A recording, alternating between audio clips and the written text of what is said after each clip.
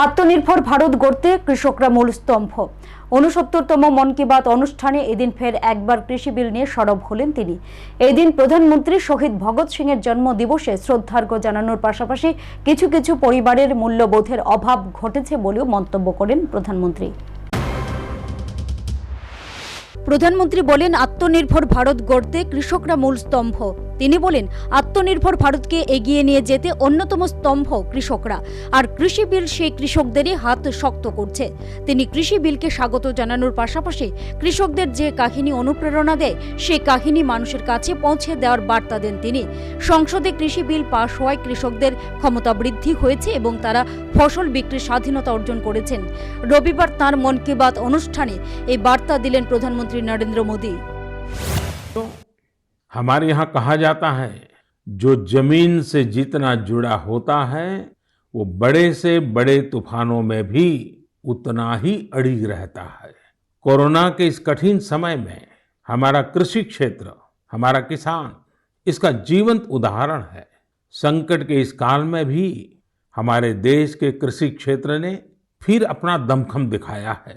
साथियों, देश का कृषि क्षेत्र, हमारे किसान, हमारे गांव आत्मनिर्भर भारत का आधार है। ये मजबूत होंगे तो आत्मनिर्भर भारत की नींव मजबूत होगी। बीते कुछ समय में इन क्षेत्रों ने खुद को अनेक बंदिशों से आजाद किया है, अनेक मिथकों को तोड़ने का प्रयास किया है। मुझे कई ऐसे किसानों की चिट्ठियां मिलती हैं, किसान संगठनों से मेरी बात होती है, जो बताते हैं कि कैसे खेती में नए नए आयाम जुड़ रहे हैं, कैसे खेती में बदलाव आ रहा है। जो मैंने उनसे सुना है, जो मैंने औरों से सुना है, मेरा मन करता है आज मन की बात में उन किसानों की कुछ बातें जरूर आपको बताऊं। हरियाणा के सोनीपत जिले के हमारे एक किसान भाई रहते हैं, उनका नाम है श्री कंवर चौहान।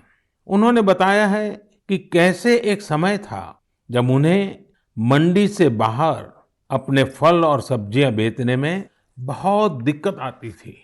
अगर वो मंडी से बाहर अपने फल और सब्जियां बेचते थे तो कई बार उनके फल, सब्जी और गाड़ियां तक जब्त हो जाती थी। लेकिन 2014 में फल और सब्जियों को एपीएमसी एक्ट से बाहर कर दिया गया। इसका उन्हें और आसपास के साथी किसानों को बहुत फायदा हुआ। 4 साल पहले उन्होंने अपने गांव के साथी किसानों के साथ मिलकर एक किसान उत्पादक समूह की स्थापना की। आज गांव के किसान स्वीट कॉर्न और बेबी कॉर्न की खेती करते हैं। उनके उत्पाद आज दिल्ली की आजादपुर मंडी, बड़ी रिटेल चेन तथा 5 स्टार होटलों में सीधे सप्लाई हो रहे हैं। आज गांव के किसान स्वीट कॉर्न और बेबी कॉर्न की खेती से 2.5 से 3 लाख प्रति एकड़ सालाना कमाई कर रहे हैं।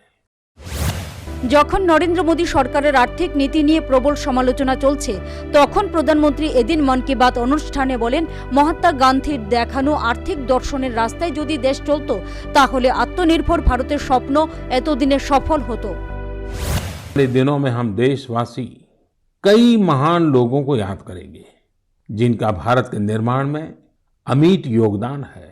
2 अक्टूबर हम सबके लिए पवित्र और प्रेरक दिवस होता है। यह दिन माँ भारती के 2 सपूतों महात्मा गांधी और लाल बहादुर शास्त्री को याद करने का दिन है। पूज्य बापू के विचार और आदर्श आज पहले से कहीं ज्यादा प्रासंगिक है। महात्मा गांधी का जो आर्थिक चिंतन था, अगर उस स्पिरिट को पकड़ा गया होता, समझा गया होता, उस रास्ते पर चला गया होता, तो आज आत्मनिर्भर भारत अभियान की जरूरत ही नहीं पड़ती। गांधी जी के आर्थिक चिंतन में भारत की नस नस की समझ थी, भारत की खुशबू थी। पूज्य बापू का जीवन हमें याद दिलाता है कि हम ये सुनिश्चित करें कि हमारा हर कार्य ऐसा हो जिससे गरीब से गरीब व्यक्ति का भला हो।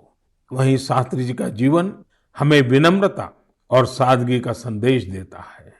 11 अक्टूबर का दिन भी हमारे लिए बहुत ही विशेष होता है। इस दिन हम भारत रत्न लोकनायक जयप्रकाश जी को उनकी जयंती पर स्मरण करते हैं। जेपी ने हमारे लोकतांत्रिक मूल्यों की रक्षा में अग्रणी भूमिका निभाई है। हम भारत रत्न नानाजी देशमुख को भी याद करते हैं, जिनकी जयंती भी 11 तारीख को ही है। नानाजी देशमुख जयप्रकाश नारायण जी के बहुत निकट साथी थे। जब जेपी भ्रष्टाचार के खिलाफ जंग लड़ रहे थे तो पटना में उन पर प्राण घातक हमला किया गया था। तब नानाजी देशमुख ने वो वार अपने ऊपर ले लिया था।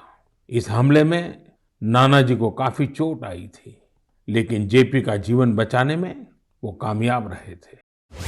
করোনা পরিস্থিতি নিয়ে এদিন নরেন্দ্র মোদী বলেন, করোনা পরিস্থিতি গোটা দেশের পরিবারগুলিকে কাছাকাছি নিয়ে এসেছে, মানুষকে তার পরিবারের কাছে নিয়ে এসেছে।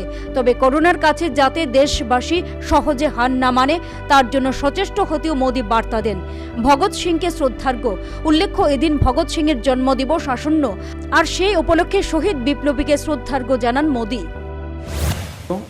कोरोना के इस कालखंड में मैं फिर एक बार आपको याद कराऊंगा, मास्क अवश्य रखें, फेस कवर के बिना बाहर न जाएं, 2 गज की दूरी का नियम आपको भी बचा सकता है, आपके परिवार को भी बचा सकता है। ये कुछ नियम हैं, इस कोरोना के खिलाफ लड़ाई के हथियार हैं, हर नागरिक के जीवन को बचाने के मजबूत साधन है। और हम न भूलें, जब तक दवाई नहीं तब तक ढिलाई नहीं।